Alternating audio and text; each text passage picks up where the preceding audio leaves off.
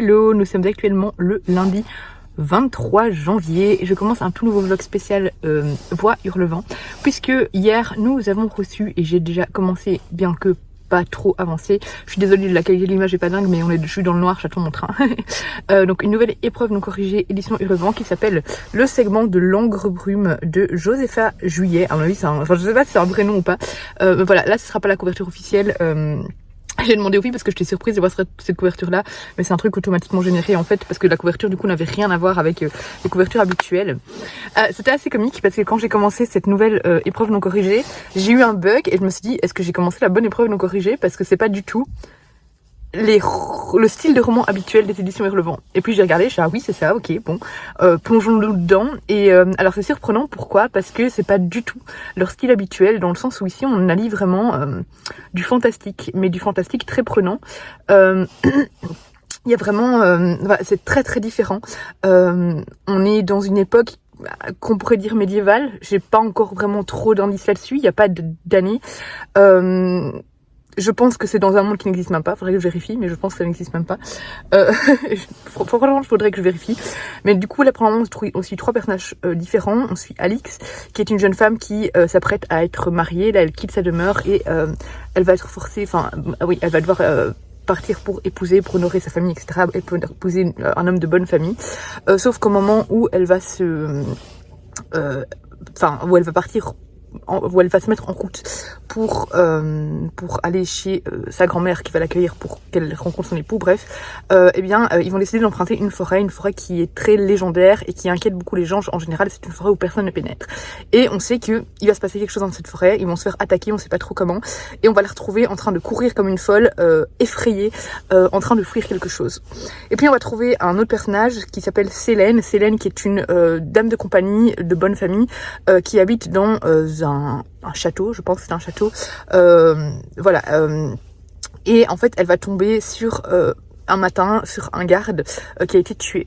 Donc voilà, elle c'est une dame de compagnie qui n'aime pas du tout les protocoles, etc., qui préfère fréquenter les domestiques et tout. Voilà, c'est un personnage qui a l'air très très intéressant.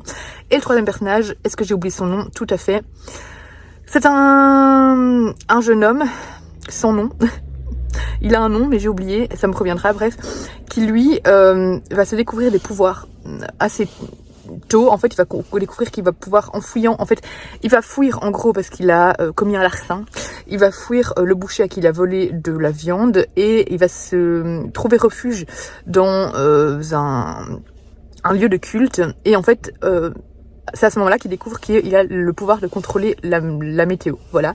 Et du coup, il va rejoindre un espèce de culte, un coven de sorciers, sorcières. Et voilà, on va voir un peu tout ça autour de lui aussi, le moment où il va intégrer ce coven, où il va être vraiment intégré à part entière dans ce coven. Il y a la place de la nature, enfin la nature a une place très importante. Donc voilà, j'ai vraiment hâte de voir où est-ce que ça va nous emmener parce que pour le moment c'est très très flou. Mais ça promet, du coup je vous en parlerai comme d'habitude au fur et à mesure de ma lecture. Nous sommes désormais vendredi, je me rends compte que depuis que j'ai commencé l'épreuve non corrigée, je vous ai pas fait vraiment de points. J'avance mais à mon rythme dans les transports, c'est une semaine très fatigante pour moi. Première semaine d'un nouveau boulot, si vous avez suivi les vlogs du mois de janvier, vous aurez vu que j'ai eu un nouveau boulot et du coup beaucoup de transport, beaucoup j'ai dû me lever très tôt et tout ça, du coup je suis assez fatiguée. Donc le soir je lis et je m'endors après 10 minutes, donc je ne lis que dans le train. Donc voilà, j'avance pas des masses, mais quel régal ce livre. En fait ce que j'aime bien c'est que vraiment, alors j'ai adoré absolument tous les romans Hurlevent, mais ici j'aime bien que en fait ça change complètement et c'est chouette de voir les filles proposer un peu autre chose, non pas que j'étais lassée de leur sortie, pas du tout, mais voilà, je les aime bien innover un petit peu. J'aime bien voir qu'est-ce qu'elles peuvent proposer d'autre et je trouve ça vraiment très chouette. Je pense qu'ici, pour ceux qui sont peut-être un petit peu moins qui sont un petit peu moins romans historiques, qui aiment plutôt tout ce qui est magique, fantastique, ce roman-là pourrait vraiment beaucoup vous plaire. Alors ici, on en parlait avec les filles dans la conversation Voix Hurlevent. On dirait pas vraiment que c'est un récit fantastique, bien que la magie soit présente, mais plus un récit de réalisme magique, avec en fait le côté magique a plus des airs de fables, de contes, de légendes, vraiment, plus de fables et de contes. Il y a plus, ça a plus en fait pour moi un deuxième degré en fait. La magie explique quelque chose. Et j'adore l'atmosphère du récit qui est très brumeuse, assez inquiétante. On est vraiment porté, c'est vraiment un récit où la forêt est au centre de tout le récit, la nature, voilà, la magie, mais la magie vraiment primaire, vous voyez, la magie de base.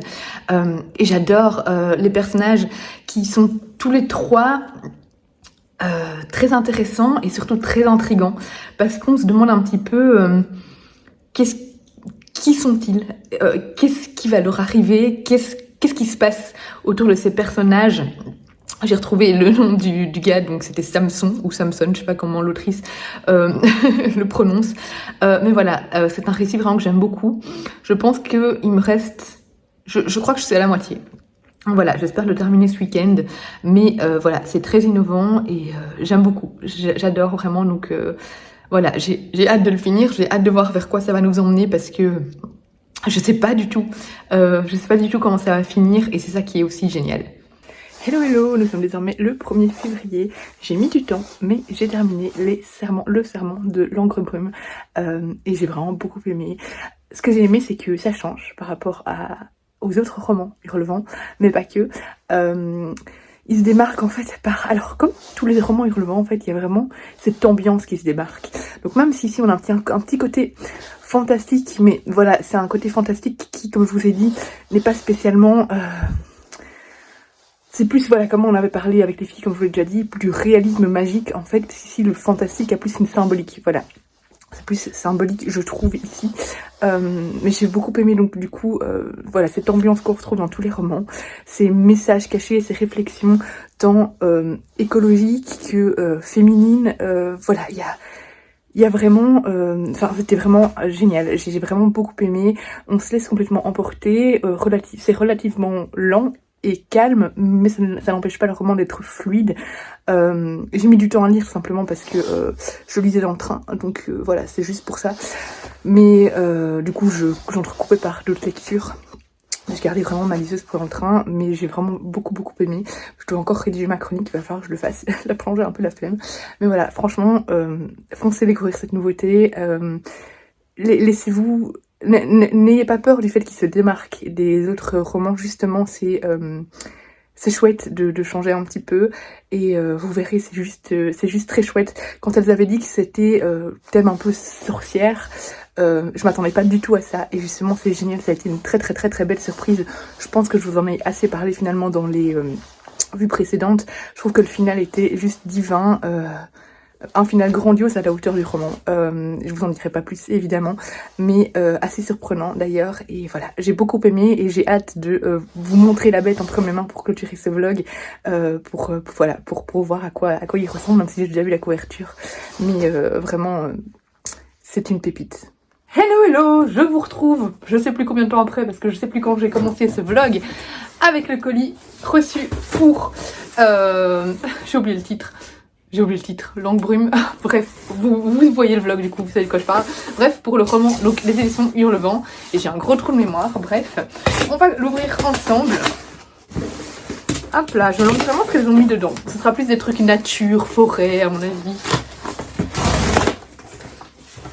Alors, comme d'habitude, on a tout, tout le prol. Hop. Ouh, j'adore ça déjà. Hop, ici c'est un petit parchemin emballé et je vais pas le déballer parce que je veux faire ma photo avec et je trouve qu'il donne très bien comme ça. Potion fortifiante, trop bien. De quoi faire une petite potion du coup puisqu'il y a de la sorcellerie dedans. On a le livre qui est une beauté, le serment de l'encre brume de Josépha Juillet, avec derrière la citation de Lucie, entre les lignes de Lucie. Ma petite citation derrière, qu'est-ce que j'ai écrit ?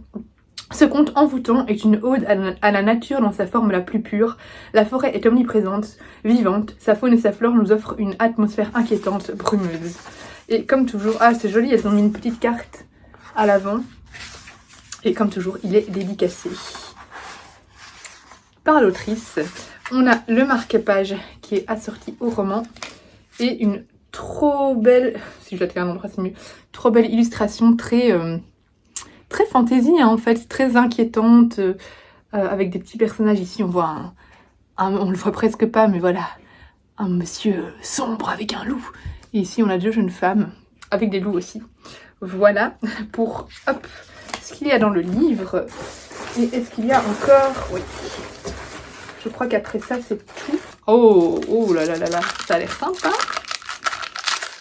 Waouh, trop bien. Donc une petite bougie comme ceci, mais elle donne super bien. Et elle sent super bon. Trop beau. Je sais pas si elles l'ont fait elles-mêmes du coup. Mais voilà, très dans l'ambiance du roman de nouveau. Voilà, du coup je vous laisse ici après cet unboxing. Voilà, je vais monter demain. Ah non, demain j'aurai pas le temps. Lundi je vais faire le montage de cette vidéo pour que vous l'ayez, je ne sais pas quel jour de la semaine. Je vous conseille comme toujours de foncer découvrir ce roman qui se démarque fortement de ce qu'elles ont l'habitude de publier, mais qui est tout aussi génial.